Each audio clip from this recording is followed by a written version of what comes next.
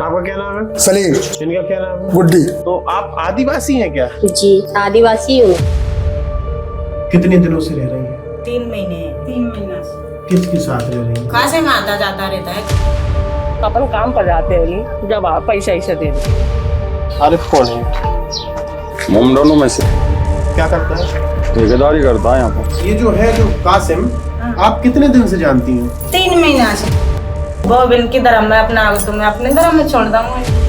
इनकी पहले भी कोई थी बेगम? पहले तो साथी थे हम दोनों।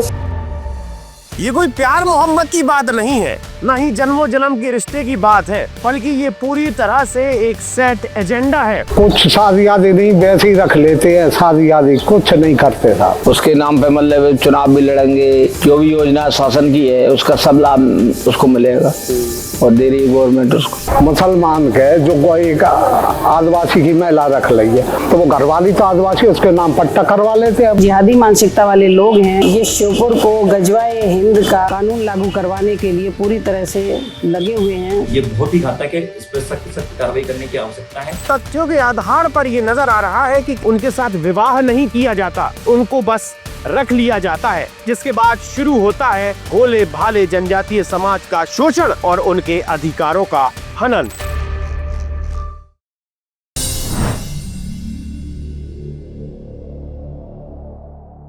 फरवरी 2023 कोर्ट में चार्जशीट पेश करते हुए एनआईए ने एक ऐसा खुलासा किया जिससे पूरा देश चौंक गया।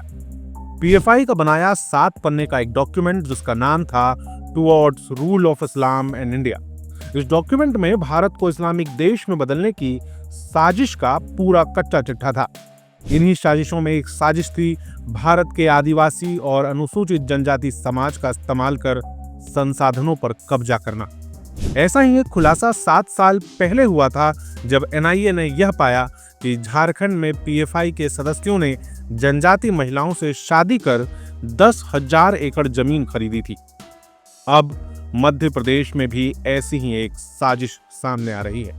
2022 में जब भारत की सरकार ने पीएफआई को आतंकी संगठन बताते हुए बैन कर दिया, उसके बाद देश भर में पीएफआई के ठिकानों पर छापे मारे गए और दर्जनों की संख्या में लोगों को गिरफ्तार किया गया।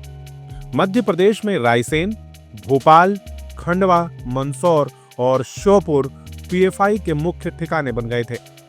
पूछताछ में गिरफ्तार आतंकियों ने बताया था कि श्योपुर के पास राजस्थान के कोटा में उनका ट्रेनिंग सेंटर हुआ करता था। यहीं उन्हें फिजिकल ट्रेनिंग दी जाती थी। देश के अन्य स्थानों पर पकड़े गए पीएफआई के सदस्यों ने खुलासा किया कि वो अक्सर श्योपुर जाया करते थे। 1,25,000 के औसत आय वाला श्योपुर मध्य प्रदेश के सबसे पिछड़े जिलों में से एक है। यहाँ की 23% आबादी जनजातीय समुदाय और 16% आबादी अनुसूचित जनजाति समाज की है। साथ ही 6% मुसलमान भी हैं। श्योपुर में रहने वाली जनजातियों में सहरिया जनजाति के लोग सबसे ज्यादा हैं, लेकिन अब यहाँ एक दूसरी ही कहानी दिख रही है। हमारी मुलाकात हुई गुड्डी बाई से। गुड्डी बाई हैं तो आदिवासी, लेकिन उनकी शादी सलीम से हुई है। आज हम पड़ताल करने पहुंच चुके हैं मध्य प्रदेश के श्योपुर जिले में, जहां पर 2047 में इस्लामिक सत्ता हासिल करने के एजेंडे पर काम किया जा रहा है, जहां पर भोले भाले जनजातीय समाज के साथ छल किया जा रहा है, जहां पर जनजातीय समाज की महिलाओं के साथ जिहादी अत्याचार कर रहे हैं, उनका शोषण कर रहे हैं, उन्हें अविवाहित करते हुए यहाँ पर रखा जा रहा है और उनका लाभ ले रहे हैं। काम धंधा क्या करते हैं? काश्तकारी करते हैं और ये भैंसों का दूध का।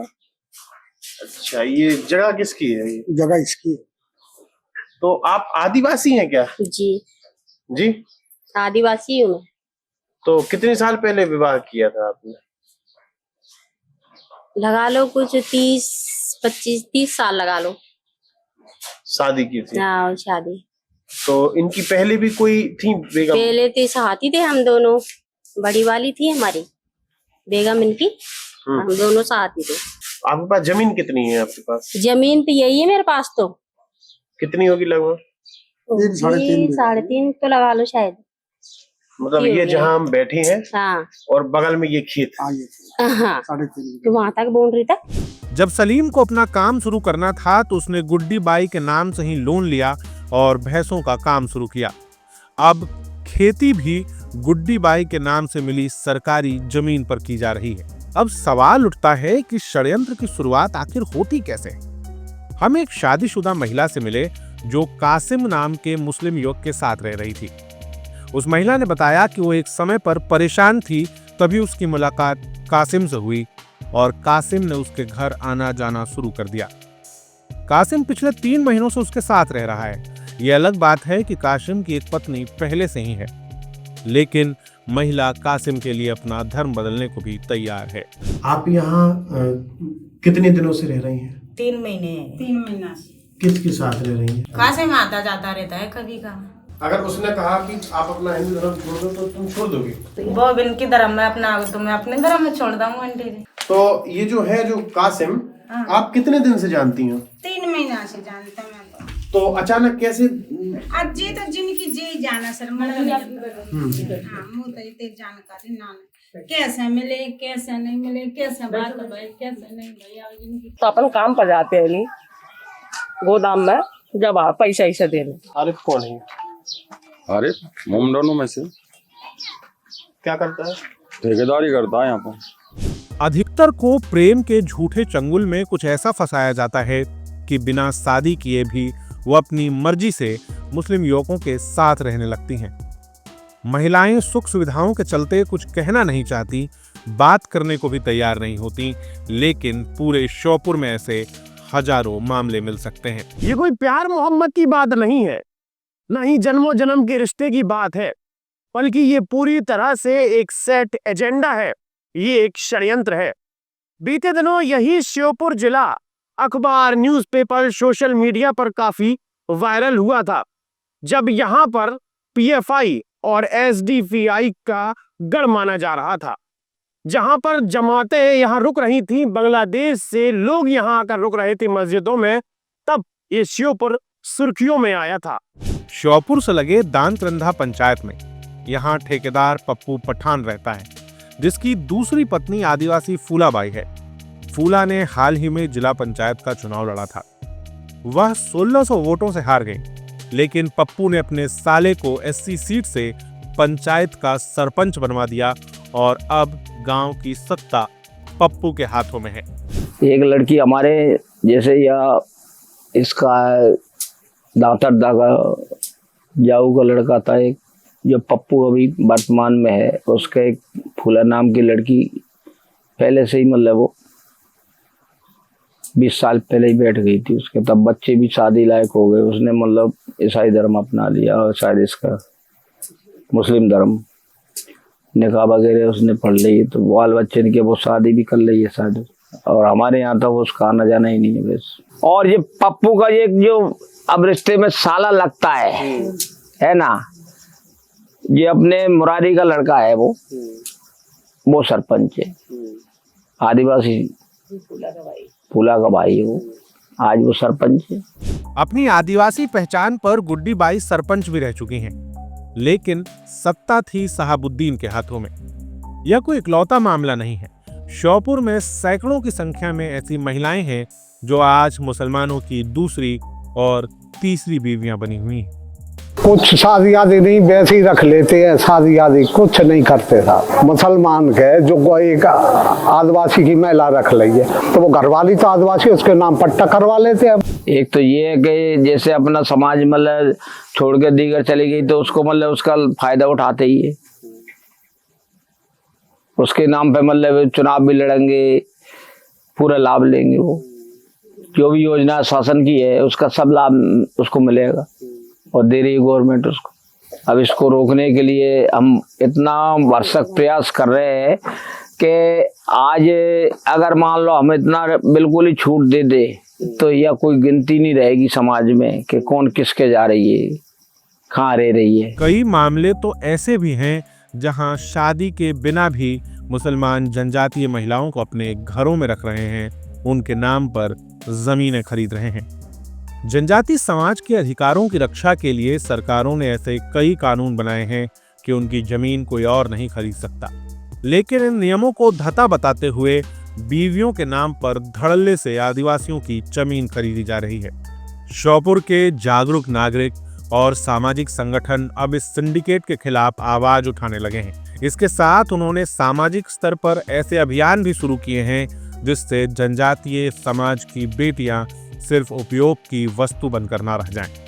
श्योपुर में जिहादी मानसिकता के लोगों के द्वारा जनजातीय समाज की महिलाओं का शोषण हो रहा है। दैहिक और आर्थिक दोनों तरह का शोषण कर रहे हैं।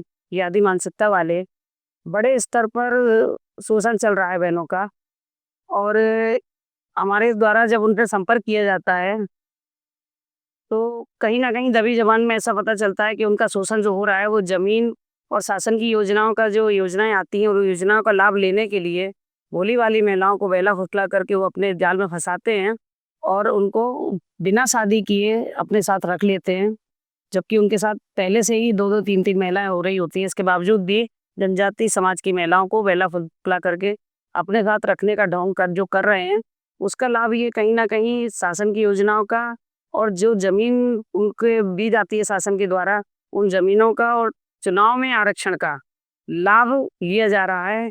यह षड्यंत्र श्योपुर में बहुत बड़े स्तर पर चल रहा है। यह मामले चौंकाने वाले हैं। यह जनजातीय समाज के अस्तित्व और संस्कृति के लिए तो खतरा है ही, लेकिन साथ ही साथ देश और प्रदेश की सुरक्षा के लिए भी एक बड़ा खतरा है। झारखंड में जमीन खरीदने के लिए पीएफआई को बांग्लादेश और आतंकवादी संगठनों से पैसे मिल रहे थे। सवाल है कि क्या श्योपुर में भी पैसे कहीं और से आ रहे हैं।